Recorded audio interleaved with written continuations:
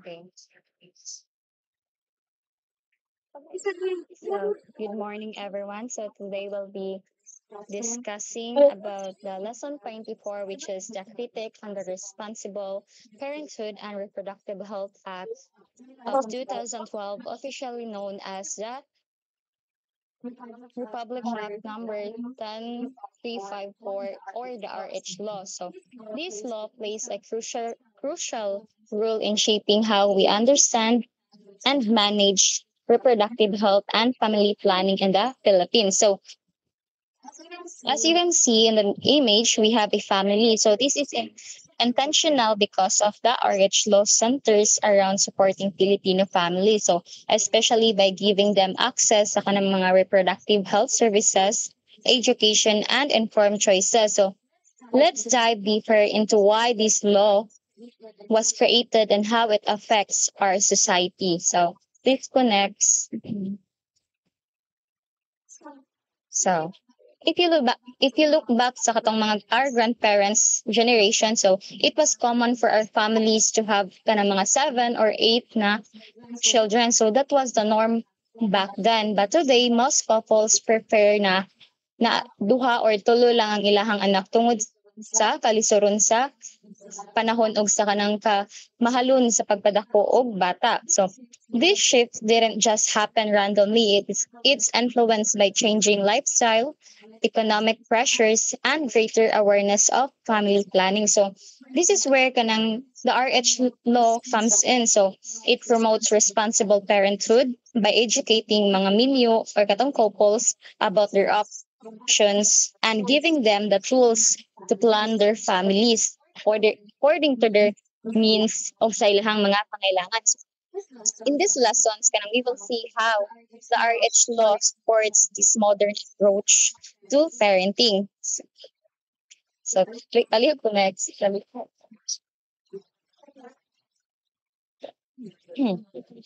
So, dili lang ako basahon. So, the main goal of the RH law is to make reproductive health services accessible, especially sa katong mga pobre o sa mga marginalized people. So, before this law, many people couldn't afford contraceptives like IUD, condoms, pills, and implants, or didn't have access to proper reproductive health information. So, this often lead to unplanned pregnancies. So, health risk for mothers and financial struggles. So, by implementing the RH law, so ang government gi-ensure niya that everyone, regardless sa status, mapobre or madato, is walay gipili. So, they can access to family planning, maternal care, and health education. So, the also the law also helps individuals understand how to properly use the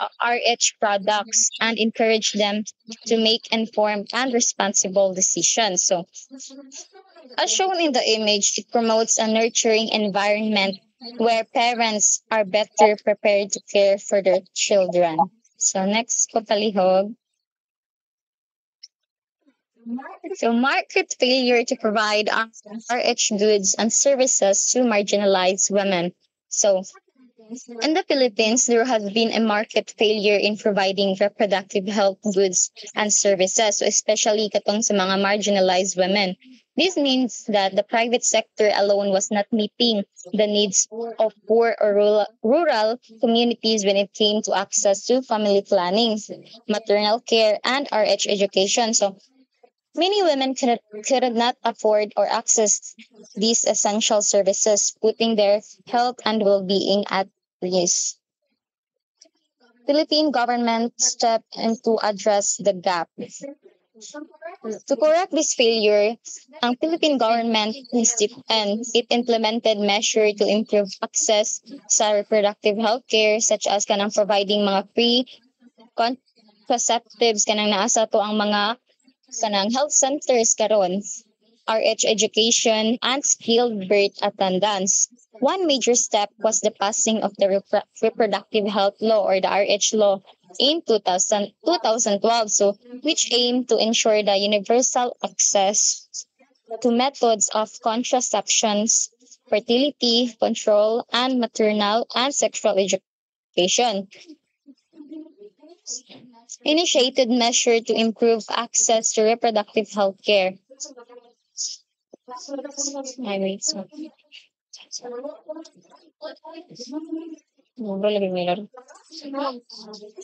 So despite its intentions, ang RH law kay was heavily misrepresented. Ay, palihog sa next, Rega. Oh, dara de. Despite its intention, ang RH law kay was heavily misrepresented. Critics claim that kanang nag-promote siya og abortions and paggamit sa kanang mga medicines na para abort, so which is cause fear of confusion. So in reality, ang law kay ilahang clearly states na ang kanang ang abortion is walay labot ay sa ilahang service na offered and it remains illegal. So viewed as sinful and opposed by the Catholic Church. So ang RH law was also strongly opposed by sa kanang mga Catholic churches, so which holds significant influences in the Philippines. So the church viewed the law as promoting sinful practices and undermining traditional family values. Kay kung sa simbahan pa is simple ni siya na practice para nila. Kay dapat as a couple is dili na siya kanang anong bitaw na unsa na siya kanang dapat limitan ang pagkuan sa mga pagplano og anak. So dapat kung minyo mo mag-anak yun mo na walay kanang plano-plano like inanas. As a result, implementation sa RH law kay nag-face siya og many delays og kanang mga legal challenges. So, please connect.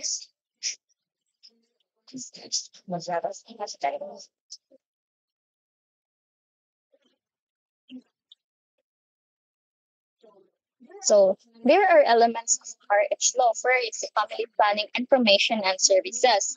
So, it helps individuals and couples to decide freely and responsibly the number kung pila ang ilahang anak, kung pila ang mga kanang gap sa ilahang anak through the access of contraceptives and education. So, second is maternal, infant, and child health nutrition, including breastfeeding.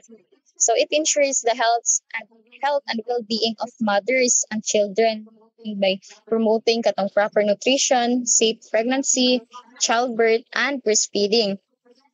Prevention of abortion and post-abortion care. So it aims to reduce unwanted pregnancies through family planning and provides compassionate care to women with post-abortion complication without promoting abortion. So fourth is adolescent and youth RH guidance and counseling. So it provides age-appropriate reproductive health information and support to help young people na ma-inform sila mga decisions and maka-avoid sila ang mga risky behaviors. Fifth is prevention and management of RTIS, HIV, AIDS, and STIs. It offers education, testing, and treatment services to prevent and control infections that affects the reproductive health. So katong mga na-free na mga test para kanang sa test na kanang if HIV positive ba ka, mga rinanas. Palihog kog next. Elimination of violence against women and children, VAP, and gender-based violence or GBV. So it addresses and prevents katong all forms of abuse kanang by providing protections, mga legal supports, and kanang rehabilitations para sa mga victims kana na violence. Sexuality and reproductive health education and counseling. So it educates people about your bodies, relationships, and rights to promote responsible and respectful behaviors. 8 is treatment of breast and reproductive cancers and gynecologic conditions. So it provides early detections, treatment and support service for diseases affecting women's reproductive organs and overall health. So, para sa itong kanang pag-predict sa kung if ang babay ba is naa siya kanang breast cancer. Tas nanas. Male responsibility and involvement in RH. So it encourages men to take an active role in family planning, parenting, and promoting respectful relationships. So last one is intervention. Wala nilabot. Infertility and sexual dysfunction. So prevention and treatment.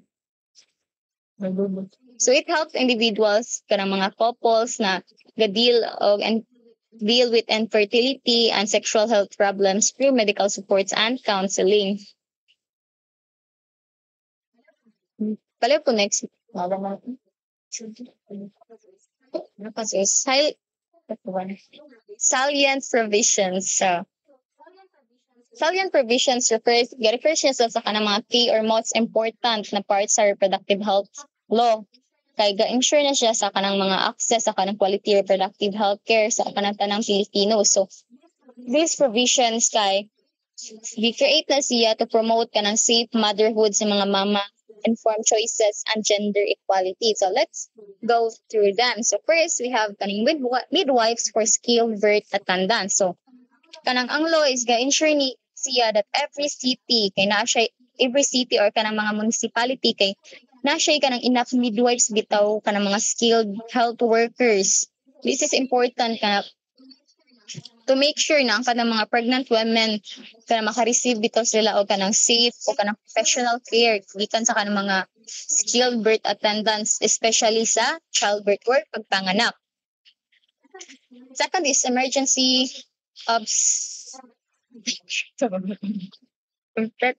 obstetric care. So, each province and city kay must have dapat hospitals with proper equipment and mga trained personnels para mo handle emergency pregnancy and childbirth situation. So, these provisions kanang help niya to save lives of kanang both sa anak ug ang sa mothers. Third is hospital-based family planning. So, government hospitals they are required to offer kanang mga family planning services such as katong ligation para sa mga mama, vasectomy para sa mga papa, and IUD placement. This gives kanang mga families kanang maka-access sila sa safe o kanang effective bitaw na mga options kanang to plan kanang their family size. Fourth is ay pala ko next. Vega. Nalapas na. Contraceptive as essential medicine. So, kanang ang law kay classifies niya na ang contraceptives is an essential medicine. So, this means that they should always be available. So, dapat available siya every health center sa tuang mga lugar and included in the government's list of important medicine. So, dapat apil na siya sa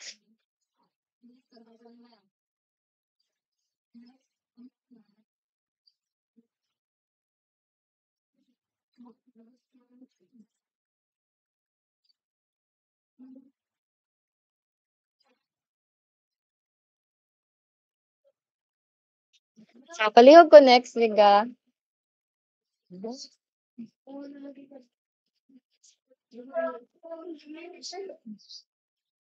So, employers' responsibilities. So,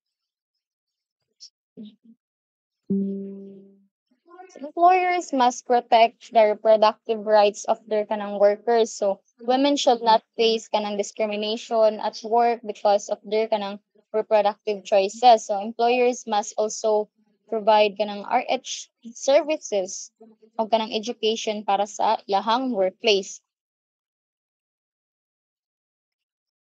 Capability building for community workers. So, community-based health workers will receive kanang mga additional training para ma-improve ang ilahang ability na makadeliver sa RH services. So after kanang completing the training kanang they should also receive kanang at least 10% increase in their honoraria. That's all for my part. Okay.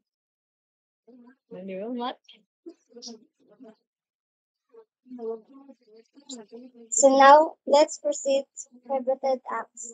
So ang prohibited acts kay mao ni siya kana ganing something dili gina allowed sa law or something that is not allowed by the law. Nga if kung buhaton ni siya is kana naa jay possibility nga naay penalty or silot. So under the RH law, prohibited acts include denying RH services, spreading false information, or discriminating against someone based on gender, religion or etc. So number one is knowingly withholding or impeding the dissemination of RH information or giving false information. So kani siya is illegal din siya nga if buhaton ni kaya it's because kay kanang ang pag spread kani sa mga information is dili mao and about sa kanang reproductive health or sa RH services kay kanang kanang maka give sad siya og kana ganing false nga information kay dili man mao ang imong ipang storya sa mga tao and then bas napayuban nga like bantaw if kanang motoo gani sila and then dili day ito mao. And second is refusing to perform or refusal of legal medical services.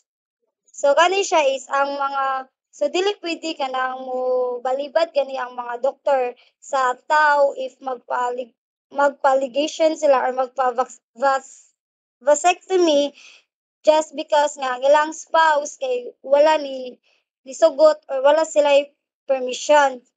So ang atoa kanang natay kaugalingon or nang each of us kay na jud tay kanang rights kung unsa jud ang para sa atoang kaugalingon. And third is denial of services to minors. So kani siya is kana ang mga health workers kay kanang dapat kanang mag-provide sila sa RH services sa mga abuse or sa mga pregnant minors sa bisan pa nga kanang wala sila approval sa ilang parents kay para kanang para pud ni sa ilang kaugalingon o para sa ilang baby. Yeah, if kuan pud if kanang ang parents pud kay kanang dili pud sila kanang musugot sila pud mismo. So dapat nga dili jud sila kanang balibaran kanang need jud nila. Number four is discrimination in service delivery. So kani siya dili dili pwede sad nga balibaran ang usa ka tawo sa RH services tungod lang sa iyang gender or sa iyang age, sa iyang religion or sa bisan unsa pa nga part sa trabaho. So ang tanan jud kay dapat fair jud sila sa ilang pagtrabaho o paghatag nila og service.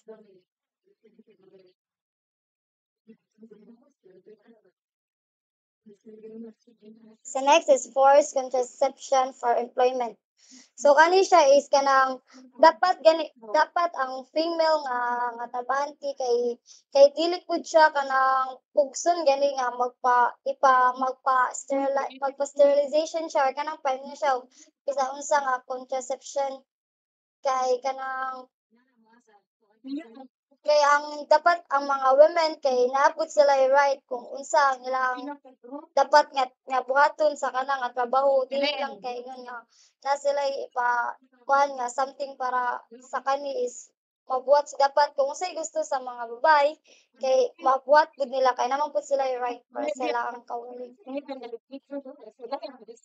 So next is legislating RH. So kaning legislating kay mao ni siya ang process nga magbuhat gani sila og law. So ang kani siya kay mao ni siya kato magbuhat sila og law and dapat nga i-approve pud sa Congress. So sa RH law kay mao ni siya ang long political process nga need nga maipass or mapasar o ma-implement sa reproductive health law.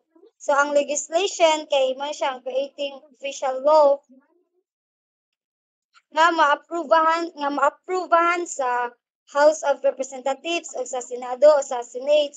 So, ang kaning RH law kay need pa jud ni siya nga mapasa siya sa Congress aron mahimo ganing nga official ang kaning nga law. So the first bullet is the path to enacting the RH law was difficult due to constitutional challenges. So kani siya is kanang ang pag-process sa law kay lisod gani siya nga may pasar siya.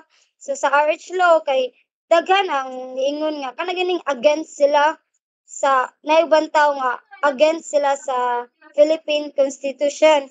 So especially na sa katong sa part nga protektahan nila ang kanang life from conception.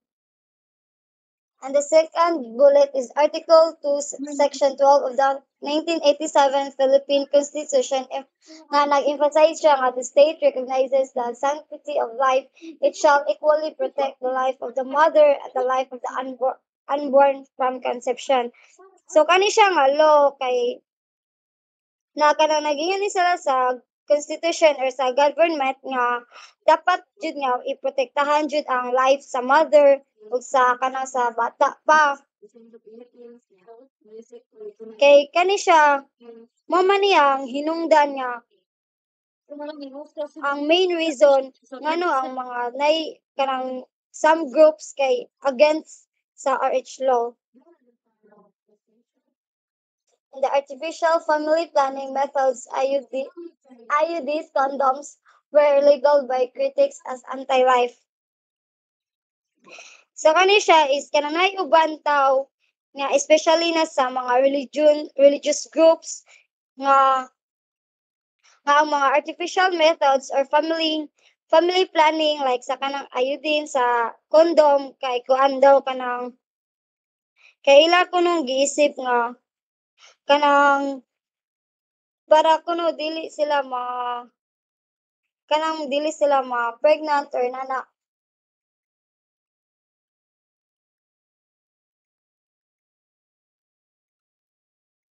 So next is pro-life group support only natural methods or abstinence or calendar. So kani siya ang mga pro-life nga mga group kay mas pabor gani sila sa natural nga way sa family planning like sa abstinence like pag kanang mulikay sila og pag using foods ay paggamit pud sa calendar method nga para pud nga ma-avoid nila ang pregnancy. So the RH law advocates argued scientific findings support the safety of RH methods. Women should have the freedom to choose the family planning methods that suit them.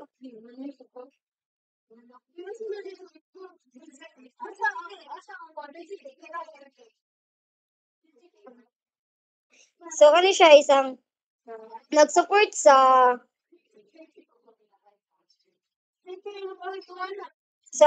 sa RH law kay ni kanang ni-believe gani sila or nituo sila nga ang mga science kay napud sila napakita or kanang proven gani nila sa artificial methods nga safe jud. So dapat ang mga women kay napud sila right kung unsa nga family planning ang ilahang pilion para sa ilahang best for them rapod.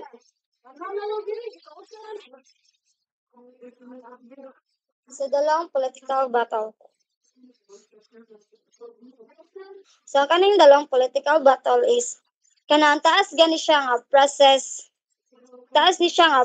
og kanang lisod pud siya nga controversial nga para mapasar gani sa reproductive health nga law diri sa Philippines.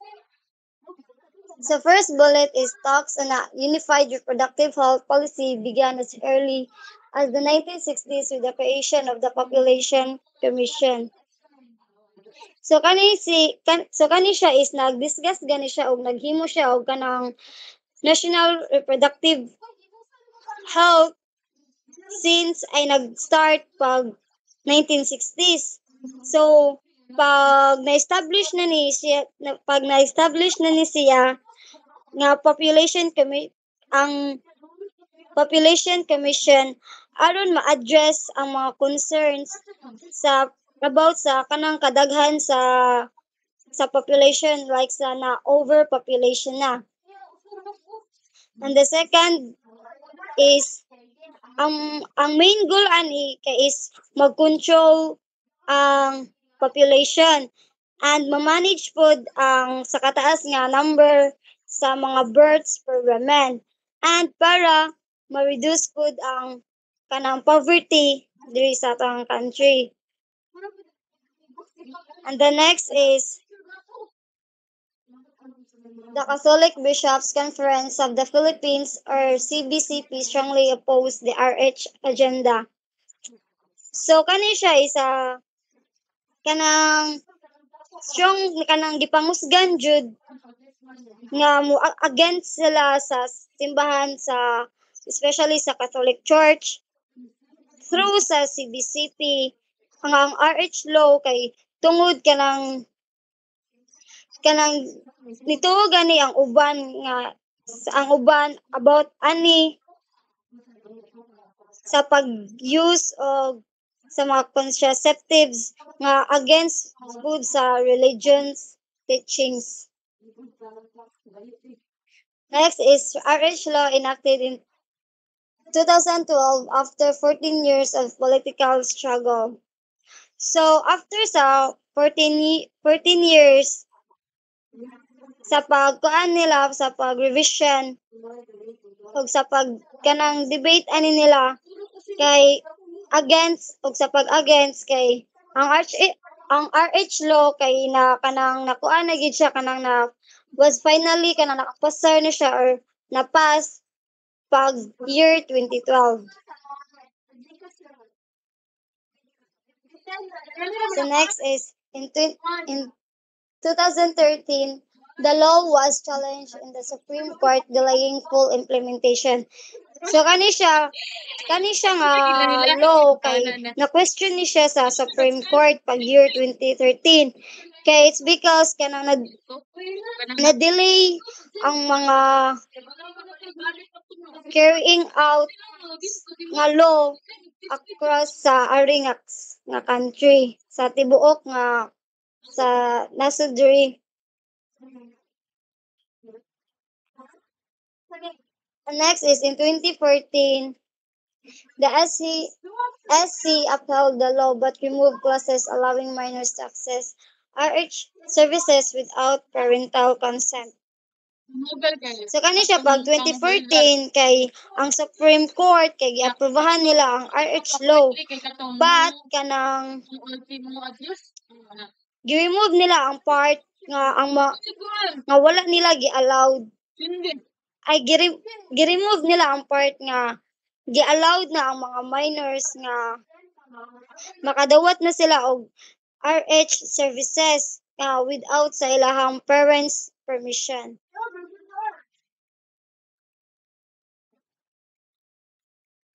So next is 2015 Supreme Court issued a TRO or temporary restraining order stopping FDA from registering or distributing over 50 contraceptives.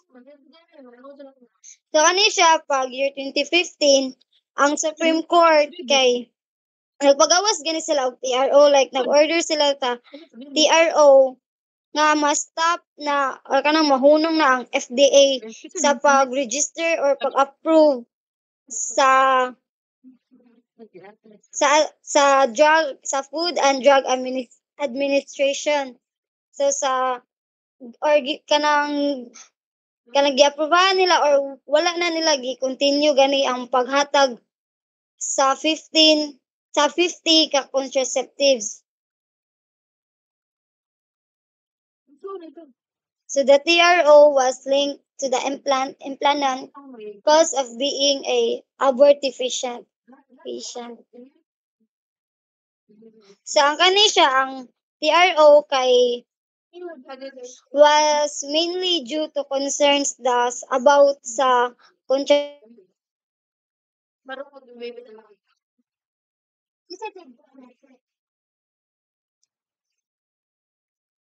ang kanang nga mag-accuse siya sa cause sa abortion.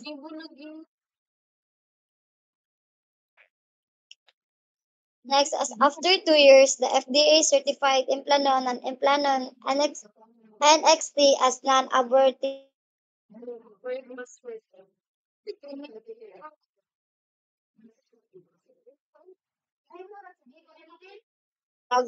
Like sa pag-review nila or pag like ilang gi-certify nga ang FDA nga ang gi-certify sa FDA nga ang Implanon ug ang bag-o nga version sa Implanon which is ang Implanon NXT kay dili siya makakos og abortion.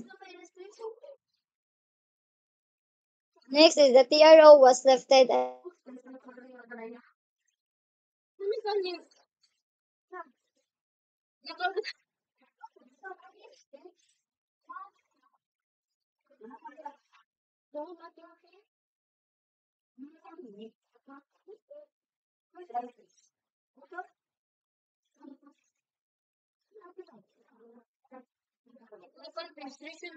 nila ang pag-provide sa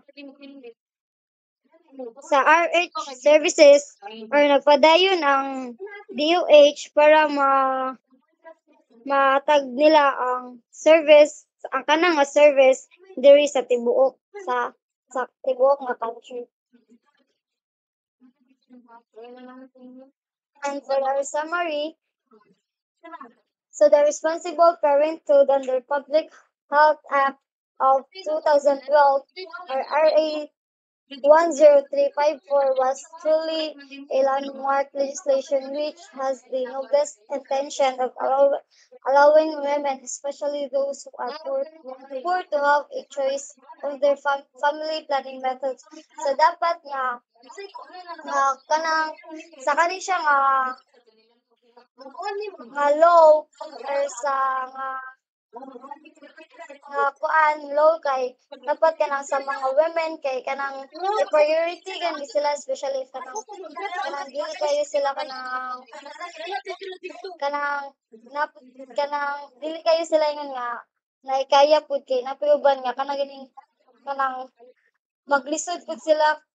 So dapat nga i-priority sila kung usab pud ang ilahang mga needs or kinahanglan para sa ilahang family planning or sa mga family planning methods sa mga like sa mga contraceptives nga ilang gamiton like sa namang po uban nga sa health center kay magatag sila anak like sa pills kay napod na sa center nga kanang free ra gani. So dapat nga kani pud nga mga law kay dapat musunod pud ta or kanang basa-basa pud ta o kung sa unsa ang sakto o ang dili para ma-avoid sa mga false information. And that's all for our part.